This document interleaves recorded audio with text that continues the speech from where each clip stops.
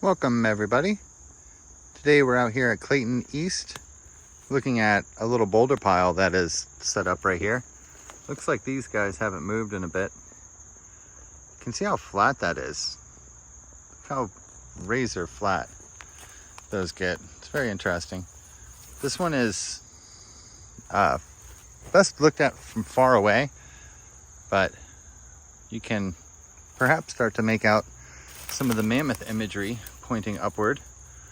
So you might make out a face as well because it's both. You can see how the carvings are done, and there's even like a little loop right there. For the mammoth image, I'm seeing the eye of the mammoth up here, or maybe even up here. You can see how it's also just a person on different layers of the crystal. This is a big piece of quartz crystal.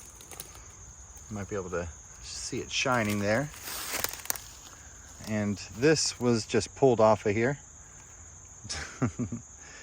It's where all the moss was growing.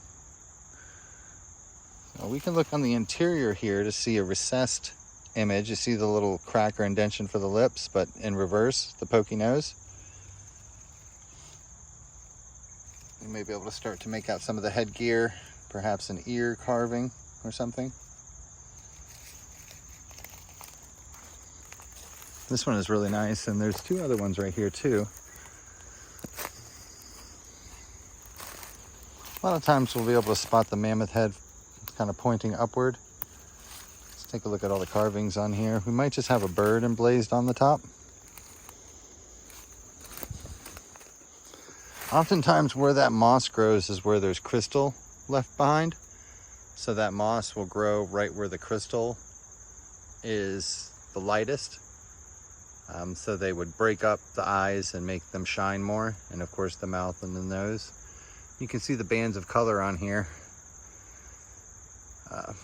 Believe it or not, I mean, I know it's hard to believe because it's just moss, but the reason why the moss is there is because of the previous work that was done on this, which is, when you look at it far away, the trunk of the mammoth comes out very well, the eye of the mammoth, or it almost looks like an elephant, you know, who knows.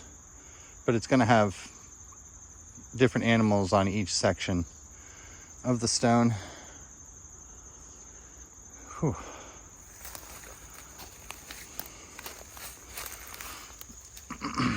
As we tilt this over, you can start to see how cheekbones and things will come out. There's even a carving for an eye for a face that's pointing down, with that being the nose. And we have some vines and things that have grown in here, but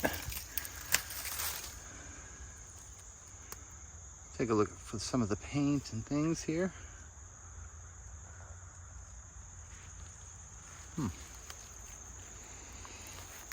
A little tough to see the other ones. These ones are covered up, but you can see how they're,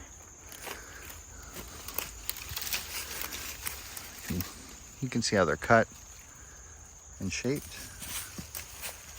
More than likely we'll have a portrait here facing downward, but it's going to be, it's all thorn bushes, so to get that out would be a little bit of work.